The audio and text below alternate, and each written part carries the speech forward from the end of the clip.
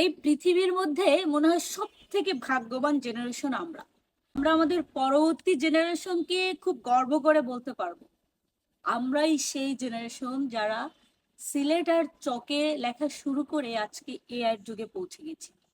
আমরাই সেই জেনারেশন যারা পোস্ট বক্স পোস্টমাস্টারের চিঠি বিলি থেকে আজকে 5G ব্যবহার করছি।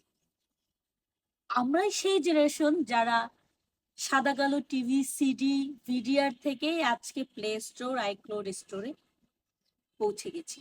ঘুড়ি উড়ানো থেকে ড্রোন উড়ানো, রেডিও থেকে আইপড, ব্যাটারি থেকে পাওয়ার ব্যাংক। আমরাই সেই জেনারেশন গরুর গাড়ি থেকে মেট্রো।